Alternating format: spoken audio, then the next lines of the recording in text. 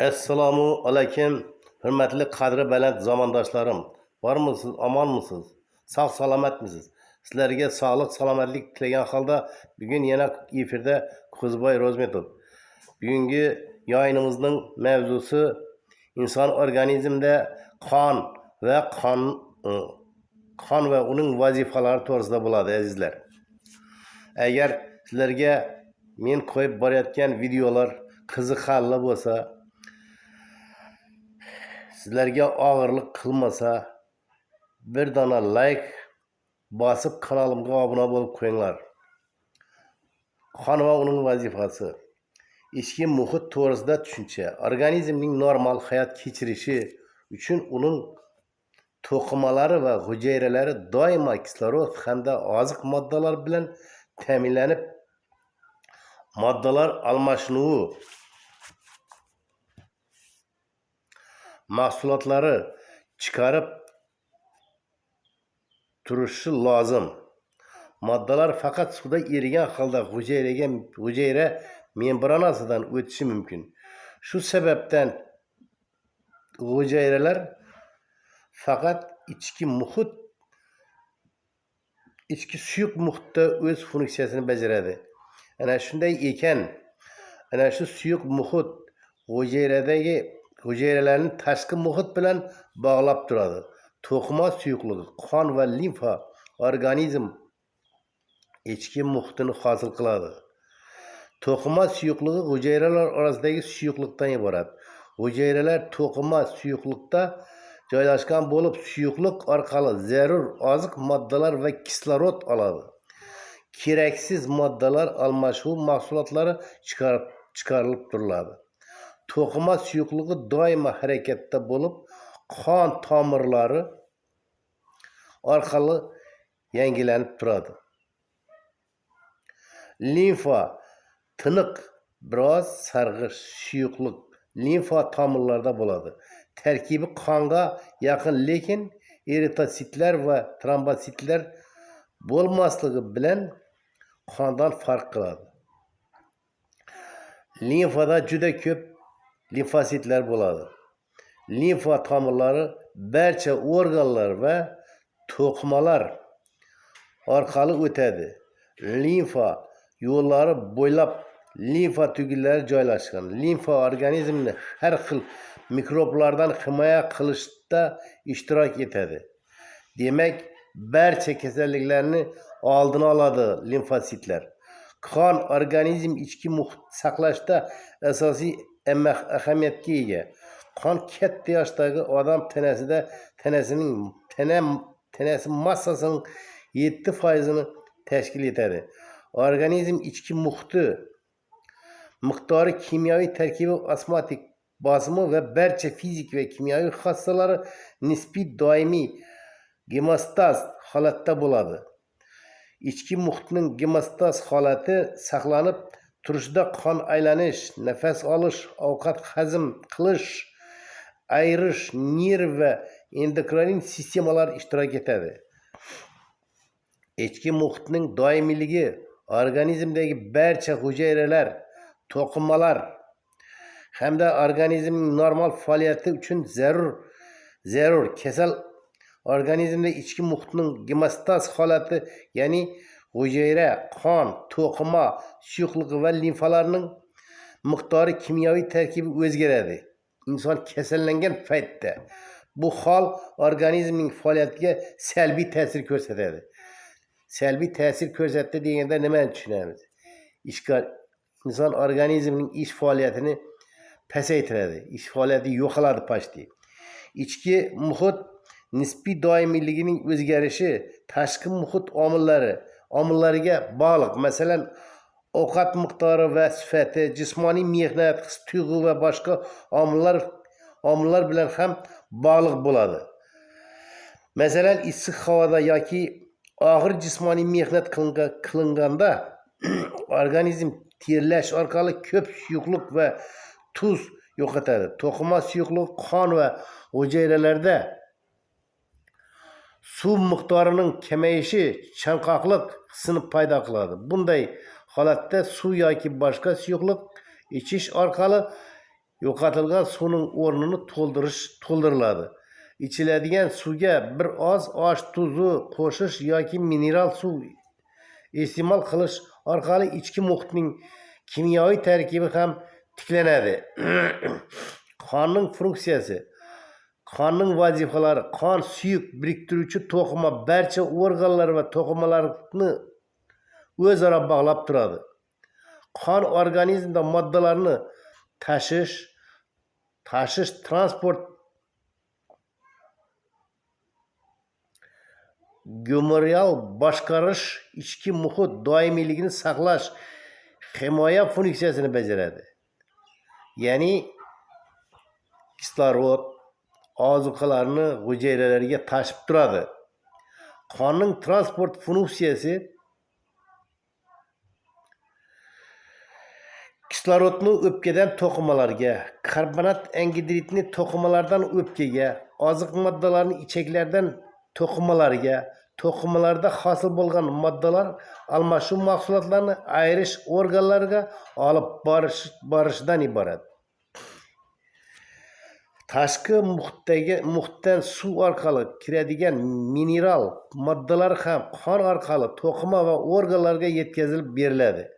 Qonning boshqarish funksiyasi. Qon organlar va to'qimalar funksiyasini gumorial va yo'l bilan boshqarishda ishtirok etadi. Sekretsiya bezlari sintezlaydigan biologik faol moddalar qon orqali to'qima va organlarga borib, organizmni gumorial boshqaradi. Qon organizm ichki osmotik bosimi, undagi suv va mineral moddalar miqdorining nisbiy doimiyligini boshqarishda ishtirok etadi. Qon barcha to'qima va organlar orqali o'tib, ularda haroratning doimiyligini saqlab turadi. Qonning himoya funksiyasi. Qon tarkibidagi hujayralar leykositlar bilan bog'liq. Leykositlar organizmga kirgan mikroblarni qamrab olib, parchalaydi va zararsizlantiradi. Qon plazmasi tarkibidagi antiolalar va mikroblarni bir-biriga yopishtirib, eritib yuborish xususiyatiga ega. Ana shu yo'l bilan qon organizmni yuqumli kasalliklardan himoya qiladi. Ana shu narsa insonning ichki shifokori hisoblanadi, aziz do'stlar. Qonning fiziologik xossalari. Qonning solishtirma og'irligi, yopishqoqligi, osmotik bosimi uning fiziologik xossalarini tashkil etadi. Qonning solishtirma og'irligi suyuqlikdan birmuncha yuqori bo'lib, 150, 160 ga, qon plazmasiniki esa 0,25, 0,34 ga, shakli elementlarniki 1,90 ga teng. Qonning yopishqoqligi suvnikidan 5 marta ko'p. Qon yopishqoqligining yuqori bo'lishi uning tarkibidagi oqsillar shaklli elementlar, xususan eritrotsitlar bilan bog'liq. Odam organizmi ko'p suv yo'qotganda qon plazmasi kamayib, qonning shakli elementlarining nisbati ortadi. Ya'ni qon quyuqlashib, uning yopishqoqligi ortadi. Shu paytda qon ivish paydo bo'ladi. Qonning osmotik bosimi 7,16, 8,11 atomga teng. Qon osmotik bosimining doimiyligi uning plazmasida yirigan mineral tuzlar va ionlar bilan bog'liq. Tuz va ionlar qonda va hujayralardagi suyuqlik hajmi binobarin osmotik bosimni doimiy bo'lishini ta'minlab turadi. Ko'p qon ketishi organizmni halokatga olib keladi. Yo'qotilgan qonning o'rnini to'ldirish uchun osmotik bosimni qon plazmasi bosimiga teng bo'lgan izotonik eritma 0,19% osh tuzini eritmasidan foydalaniladi. Tibbiyotda tarkibida organizm uchun zarur bo'lgan tuzlar kompleksi, oqsillar, glyukoza bo'lgan qonning o'rnini bosuvchi elementlardan foydalaniladi. Eritrotsitlar tuzlarning past konsentratsiyali gipotonik eritmasiga solinganida ular ichiga suv o'tib yoriladi. Gemoglobin qon plazmasidan chiqib uni boylaydi. Suvni yo'qotgan eritrotsitlar bujmayib qoladi. Qonning plazmasi katta yoshli odam organizmi de 5 litrga yaqin qon bo'ladi. Qon suyuq biriktiruvchi to'qima bo'lib, uning asosiy qismini qon plazmasi tashkil etadi. Plazma shakli elementlar, ya'ni qon hujayralari, trombositlar, eritrotsitlar va leykositlar joylashgan. Qon plazmasining 90%ni suv, qolgan qismini unda erigan organik moddalar, oqsil, yog', karbon suv va mineral tuzlar tashkil etadi. Organik moddalar asosiy oqsil, yog', karbon suv va mineral tuzlar tashkil etadi. Organik moddalarning asosiy qismi 7% oqsillardan iborat. Plazmaning tarkibi doimiy bo'ladi. Shu sababdan ko'plab moddalarning doimiy kelib turishiga qaramasdan qon tarkibi o'zgarmaydi. Plazmaga kelib turadigan suv va moddalar almashuvi mahsulotlarining ortiqcha qismi ayrish organlari va o'pka orqali chiqarilib turiladi. Qon hujayralari suyaklarining g'ovak moddasi qizil ilikda hosil bo'ladi. Katta yoshdagi odamlarda bu modda 1500 grammga yetadi. Qonning shakli elementlari limfa tuglari va badamcha bezlarida ham hosil bo'ladi. Trombositlar, ya'ni qon plastinkalari, qonning yadrosiz hujayralari dumaloq oval shaklga, diametri 3-4 mikrometrga teng suyaklar ko'migi va taloqda hosil bo'lib 2-5 kun yashaydi. 1 millimetr kub qonda 300 ming trombositlar bor. Qonning ivishi trombositlar tarkibiga kiradigan trombositdan oqsil tromboplastin oqsili bilan bog'liq. Qon tomirlari shikastlanganda jarohatdan oqayotgan qon ivib, qon laxtasi tromb hosil qiladi. Tromb shikastlangan joyni to'sib qon oqishini to'xtatadi. Qonning ivishi qon plazmasidagi fibrinogen oqsiliga bog'liq. Qon tomirlari jarohatlanganda trombositlar yorilib, ulardagi tromboplastin fermenti qon plazmasiga chiqadi. Ferment qon plazmasidagi prototrombin fermenti trombinga aylantiradi. Trombin ta'sirida qon plazmasida erigan fibrinogen oqsilni erimaydigan fibribinga aylantiradi. Fibribin tolalari qon tomirlarining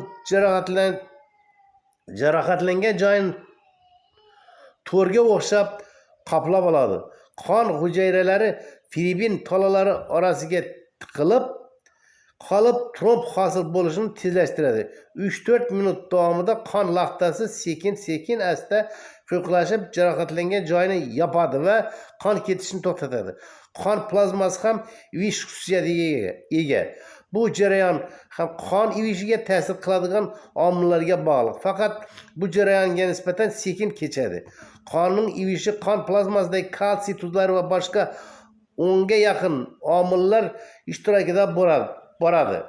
Agar kalsiy qonda chiqarilib tashlansa, qon ivimaydi. Donor qonni saqlashda xuddi shu usuldan foydalaniladi. Odatda qon tromblarida ham kam miqdorda fibrobin hosil bo'lib turadi. Lekin ayrim biologik faol moddalar, masalan, jigar ishlab chiqaradigan geparin qonning tomirlarda ivishiga to'sqinlik qiladi.